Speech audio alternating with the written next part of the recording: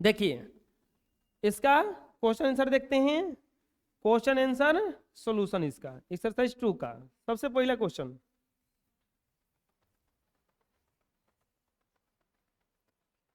ढहते विश्वास, ये चैप्टर का नाम है। लक्ष्मी कौन थी, उसकी पारिवारिक स्थिति का चित्र प्रस्तुत कीजिए। बीएम क्वेश्चन है। लक्ष्मी कौन थी, उसके पारिवारिक स्थिति का चित्र प्रस्तुत कीजिए। तो लक्ष्मी ढहते विश्वास शीर्षक कहानी की प्रमुख पात्रा है, जो उड़ीसा में दलई बांध के पास गांव में रहती हैं। उसका पति लक्ष्मण कलकत्ता में नौकरी करता था। लक्ष्मी को 4 बच्चे थे, 2 बेटे और 2 बेटियां। वह अपने इन बच्चों के साथ बड़ी मुश्किल से जीवन यापन करती थी। उसका घर मिट्टी से बना हुआ था, जिस पर पुआल का छप्पर था। लक्ष्मी गांव के ही एक तहसीलदार साहब के घर छिटपुट काम करती थी। वहां से मजदूरी मिलती थी, उसी से अपना और अपने परिवार का जीवन यापन करती थी। लक्ष्मी के यही ना चरित्र चित्रण है, यही ना पूरा बायोडाटा है कि लक्ष्मी जो है वो, उसका पति नौकरी करता है, उसके 4 बच्चे हैं, जिसमें से 2 लड़का है और 2 लड़की है। चलिए लिख लीजिए। नेक्स्ट क्वेश्चन आता है, ढहते विश्वास कहानी के आधार पर प्रमाणित करें कि उड़ीसा का जनजीवन बाढ़ और सूखा से काफी प्रभावित रहा है। तो सातकोड़ी होता ने अपने कहानी ढहते विश्वास में उड़ीसा के जनजीवन का सफल चित्रण किया है। चित्रण तथा उड़ीसा के बाढ़ की तथा सूखा का साक्षात प्रतिबिंब प्रस्तुत किया है। तूफान के बाद सूखा और सूखा के बाद बाढ़ उड़ीसा के लोगों के जीवन को असहाय बना देते हैं। महानदी का हीराकुंड बांध, आयाती केसरी द्वारा बनाया गया पत्थर का बांध भी उसका सुरक्षा नहीं कर पाते। बाढ़ में अपार जनधन की हानि होती रहती है। वहां के लोग इस प्रकृति का नियम अपनी गरीबी में जीवन व्यतीत करने और विकास की उम्मीद में हमेशा आसमान की तरफ टकटकी लगाकर देखते रहते हैं। मतलब क्या है कि उड़ीसा का जो जनजीवन है वो हमेशा परेशानी में हुआ है। सातकोड़ी होता अपने कहानी ढहते विश्वास में कहा है कि उड़ीसा का जो जनजीवन है वो बाढ़ से ग्रसित है। हमेशा वहां पे बाढ़ आता है, उस बाढ़ का कोई रोक छेक नहीं है। आयाती केसरी पत्थर का बांध बनाए, वो भी सुरक्षा नहीं कर पाता है और बाढ़ में अपार जनधन की हानि पहुंचती है। वहां के लोग इस प्रकृति के नियम का अपनी गरीबी में जीवन व्यतीत करने और विकास की उम्मीद में हमेशा आसमान की तरफ टकटकी लगाकर देखते रहते हैं कि कभी सही कुछ हो जाए। समझ में आ जाएगा, लिख लीजिए। अगला प्रश्न है, ढहते विश्वास कहानी में बाढ़ के दृश्यों का चित्रण अपने शब्दों में प्रस्तुत करें। ढहते विश्वास कहानी में आए बाढ़ के दृश्यों का चित्रण अपने शब्दों में प्रस्तुत करना है, अपने शब्द में बताना है। ढहते विश्वास उड़ीसा के लोगों के जीवन से संबंधित एक महत्वपूर्ण कहानी है। उड़ीसा का मानव जीवन बाढ़ से काफी प्रभावित रहता है। दलई बांध पर काफी श्रम करके भी लोग सफल न हो सके और बांध टूट गया। इस खबर से पूरे गांव में हाहाकार मच गया। लोग बचने के लिए टीले की ओर दौड़ पड़े। स्कूल के 4 कमरों में लगभग करीब 200 से अधिक लोग घुस गए और बहुत से लोग स्कूल के छत पर चढ़ गए। स्कूल के छत पर खड़े लोगों के घुटने तक पानी आ गया था। कमरे में लोगों की क्या गति हुई होगी यह कोई नहीं जानता। घर ढह जाते हैं, पशु बह जाते हैं, मनुष्य, पशु तथा पेड़ पानी की तेज धारा में बह रहे थे। टीले पर इतनी भीड़ थी कि उनके बीच सरसों डालने की जगह नहीं थी। हर तरफ से लोगों को रोने और चित्कार की आवाज सुनाई दे रही थी, लेकिन इनका रोना सुनने वाला कोई भी नहीं था। ऐसे ही ना हुआ था बाढ़ में, हर तरफ खाली रोना ही रोना। लोग भाग के कहां गए, टीले पर। स्कूल के कमरे में 4 कमरों में लगभग 200 लोग घुस गए, वो भी कमरा डूब गया। छत पर चढ़ गए, छत के घुटने तक पानी आ गया। हर तरफ हाहाकार मचा था, कोई कुछ भी सुनने के लिए तैयार नहीं था। नेक्स्ट, ढहते विश्वास, यहां पे छूटा हुआ है, ढहते विश्वास कहानी शीर्षक की सार्थकता पर विचार करें। अथवा एक बार और प्रश्न पूछा है, देखिए 2 बार प्रश्न पूछा हुआ है, एक 14 में और एक 17 में। सातकोड़ी होता ने अपनी कहानी का शीर्षक ढहते विश्वास क्यों रखा है? प्रश्न है कि सातकोड़ी होता जो है, ये कहानी का शीर्षक ढहते विश्वास काहे रखे? कोई तो सोचे होंगे, कुछ तो सोचे होंगे। प्रस्तुत कहानी ढहते विश्वास समस्या प्रधान कहानी है। इसमें बाण के माध्यम से लोगों के विश्वास की ओर ध्यान आकृष्ट किया गया है। बार बार प्राकृतिक आपदा से लोग निराश और हताश होने लगते हैं। कहानीकार ने इस निराशा और अविश्वास को साबित करने के लिए इस कहानी का शीर्षक ढहते विश्वास रखा है। विपत्ति सहते सहते लोगों का विश्वास तूफान और सूखा के साथ नष्ट हो गया है। सृष्टि के आरंभ में लोगों को दिए हुए वायदे खोखले आवाज में तब्दील हो गए हैं। किसी पर विश्वास करके इंसान बार बार ठगा जा चुका है। इस कहानी की स्थिति को देखते हुए कहानीकार ने इस कहानी का शीर्षक ढहते विश्वास रखा है। प्रश्न है कि ढहते विश्वास कहानी का शीर्षक क्यों रखा गया? आखिर कुछ से तो बार बार विश्वास करता है आदमी भगवान पर, ईश्वर पर, और वो विश्वास क्या हो जाता है, बार बार ढह जाता है, टूट जाता है। इसीलिए कहानीकार ने शीर्षक का नाम क्या रख दिया? ढहते विश्वास रख दिया। समझ में आ जाएगा? नेक्स्ट क्वेश्चन देखते हैं। लक्ष्मी के व्यक्तित्व पर विचार करें। लक्ष्मी के व्यक्तित्व पर प्रकाश डालें। लक्ष्मी का चरित्र चित्रण करें। ये तीनों क्वेश्चन एक है, तीनों क्वेश्चन एक है। एक बार 12 में पूछा हुआ है, एक बार 15 में पूछा हुआ है। लक्ष्मी के व्यक्तित्व पर विचार करें, प्रकाश डालें। लक्ष्मी का व्यक्तित्व कैसा था? लक्ष्मी ढहते विश्वास कहानी की प्रमुख पात्रा है, प्रमुख पात्रा है ना। वह परिश्रमी, सहनशील, साहसी और कुशल गृहिणी है।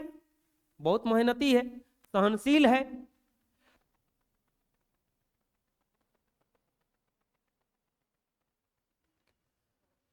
ढहते विश्वास कहानी की प्रमुख पात्रा है ना। वह परिश्रमी है, सहनशील है, साहसी है, कुशल गृहिणी है। प्रमुख पात्रा है, परिश्रमी है, सहनशील है, साहसी है और कुशल गृहिणी। हर विषम परिस्थिति का सामना साहस के साथ करती है। कोई भी वो परेशानी होता है उसका सामना कैसे करती है? साहस के साथ।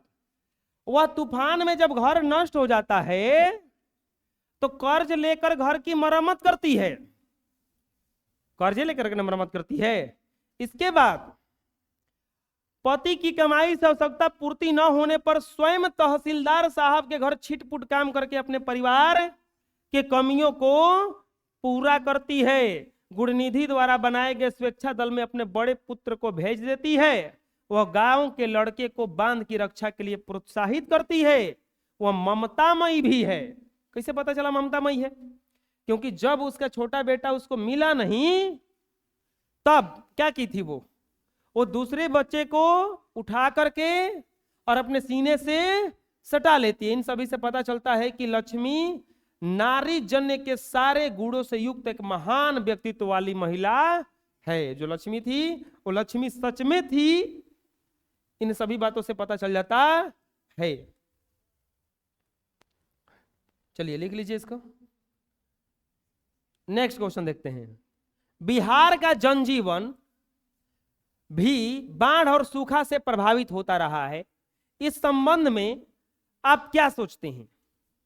बिहार का जनजीवन भी सही नहीं है, उड़ीसा की भांति ही है। बाढ़ एक प्राकृतिक आपदा है। उत्तरी बिहार बाढ़ की विभीषिका से झेलते झेलते इतना अभ्यस्त हो गया है कि अब इसे कोई भय नहीं लगता। कभी कभी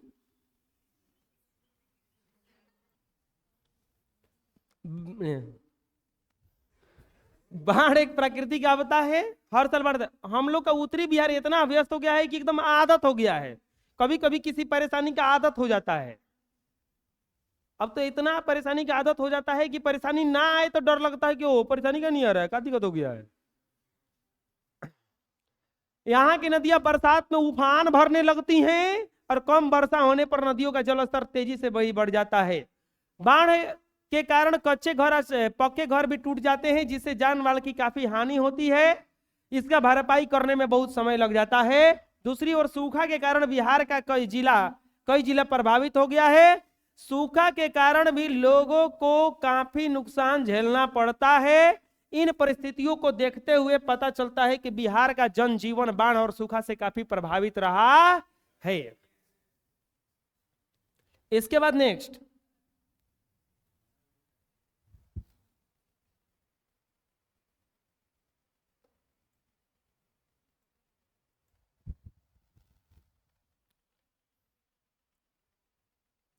इसके बाद देखते हैं नेक्स्ट, लक्ष्मी कौन थी, उसका घर कहां था? ढहते विश्वास शीर्षक के अनुसार लिखे। तो लक्ष्मी कौन थी? तो लक्ष्मी ढहते विश्वास कहानी की मुख्य पात्रा है। यह गरीब और संघर्षशील महिला थी। इसका पति कलकत्ता में नौकरी करता था। लक्ष्मी का घर देवी नदी के बांध के नीचे था। आ जाएगा समझ में? चलो लिख लीजिए। ढहते विश्वास शीर्षक कहानी के लेखक का नाम क्या है? इस कहानी में देखिए कब क्वेश्चन आया हुआ है, 2023 में। 2023 में पूछा हुआ क्वेश्चन है। और इस कहानी में किस राज्य के बाढ़ एवं सूखा को प्रभावित दिखाया गया है? तो ढहते विश्वास कहानी के लेखक का नाम सातकोड़ी होता है। इस कहानी में उड़ीसा राज्य के बाढ़ और सूखा को दिखाया गया, यही ना है। नदी का विकराल रूप देखने के बावजूद मनुष्य वहां से क्यों नहीं खिसका? देखो ये क्वेश्चन किताब में नहीं है, ये किताब के बीच से क्वेश्चन है, तो हम इसीलिए पूरा पार्ट ध्यान से पढ़ाए हैं।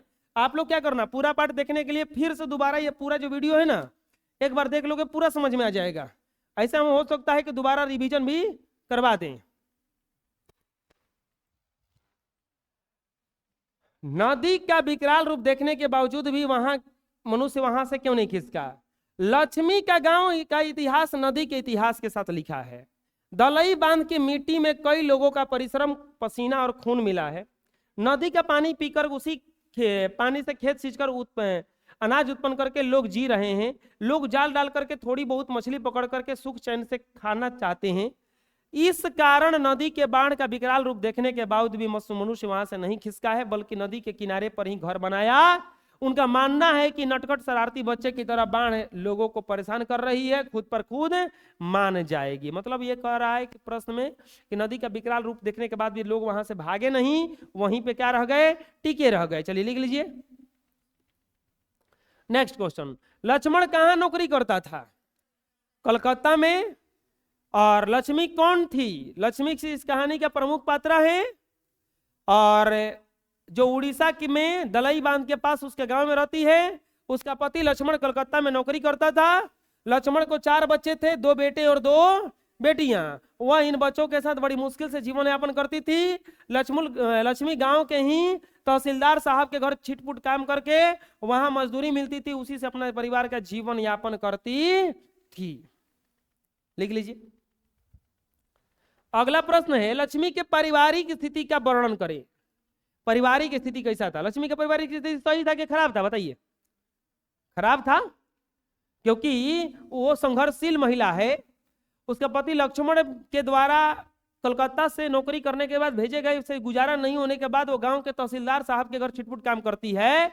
उसके पूर्वज 1 बीघा खेत छोड़ के गए हैं, जिस पर वो किराया पर हल लेकर के, कर्ज लेकर के रोपनी करवाई, लेकिन फिर भी वो कोई फायदा नहीं हुआ। उसका पारिवारिक स्थिति उतना सही नहीं है। लिख लीजिए। लक्ष्मी ने अपने पुत्र को किस कार्य के लिए भेज दिया है?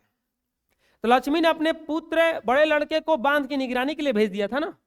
वह अपने साथियों के साथ रात भर बांध की निगरानी करेगा, कमजोर स्थानों पर रेत की बोरियां डालेगा, पत्थर ढोएगा और बांध की रक्षा करेगा। और लास्ट क्वेश्चन कह रहा है कि विपत्ति अकेले न आकर के संगी साथियों के साथ आती है। कहानी के आधार पर प्रस्तुत। तो साथ आता नहीं है। पहले क्या आया था? तूफान। तूफान के बाद क्या आया? सूखा। और सूखा के बाद क्या आया? तो बैक टू बैक तो विपत्ति यही रहा है। तो ये संगी साथियों के साथ ही आता है। अगला प्रश्न को है 2022 में पूछा हुआ क्वेश्चन है ये। लक्ष्मी कौन थी, उसके पति का क्या नाम था?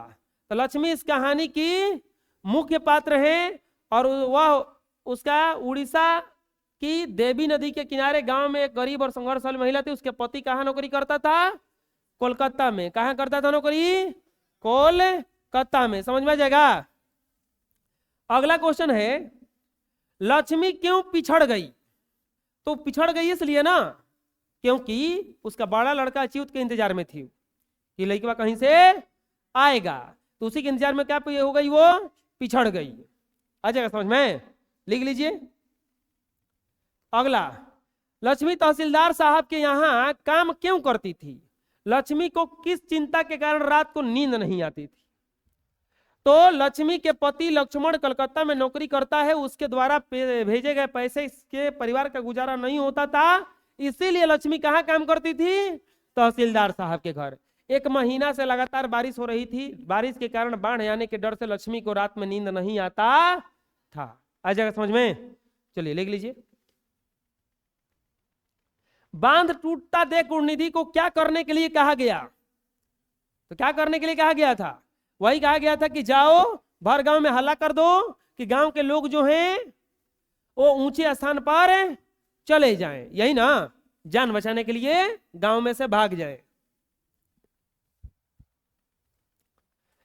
दीर्घ उत्तरीय प्रश्न, ढहते विश्वास कहानी का शीर्षक सारांश प्रस्तुत करें। ढहते विश्वास कहानी का सारांश प्रस्तुत करें। ढहते विश्वास कहानी का सारांश प्रस्तुत करें। ढहते विश्वास शीर्षक कहानी के लेखक सतकोड़ी होता जी हैं। इस कहानी में उन्होंने मानवीय मूल्यों और बाढ़ से ग्रसित लोगों की परिस्थिति को प्रस्तुत किया है। उड़ीसा के लोगों का जीवन प्रायः बाढ़ और सूखा से काफी प्रभावित होता रहा है। इस कहानी में एक छोटे से गांव दलई बांध के पास का था, जो के माध्यम से बाढ़ द्वारा उत्पन्न भयावह स्थिति का वर्णन किया गया है।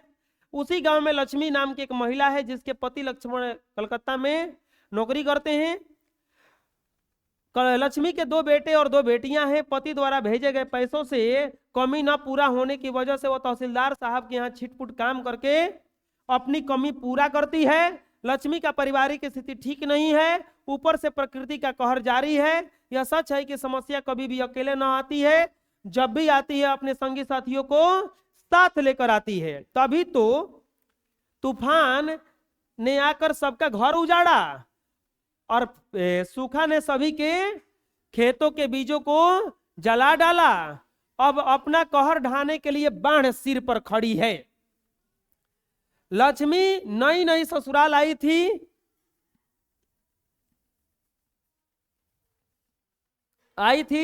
लक्ष्मी जब नई नई ससुराल आई थी तो उस समय बाढ़ भी आया था, जिसके बारे में सोच करके रूह कांप जाता है। इस बाढ़ से बचने से पहले ही इंतजाम किया जा रहा है। गुणनिधि नाम के लड़का जो कटक से पढ़कर लौटा है, गांव के कुछ लड़कों को लेकर स्वेच्छा दल तैयार किया है और बांध को मजबूत करने के काम करते हैं। लक्ष्मी अपने बड़े लड़के को स्वेच्छा दल में भेज देती है, गांव के लड़कों को प्रोत्साहित करती है। इन सभी प्रयासों के बावजूद भी बांध टूट जाता है और पानी की धारा गांव की ओर बढ़ने लगता है।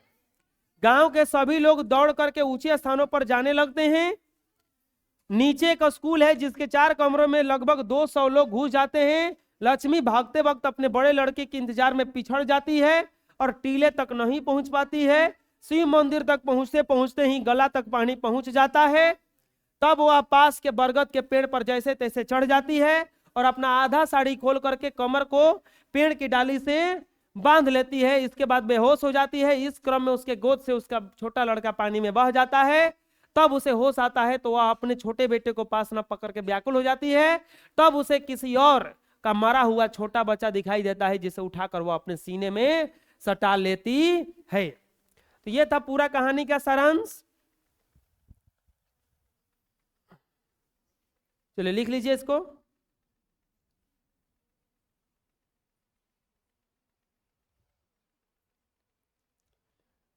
तो इस तरह से हम लोग पाठ 102 का पूरा क्वेश्चन आंसर भी खत्म कर दिए। ठीक है।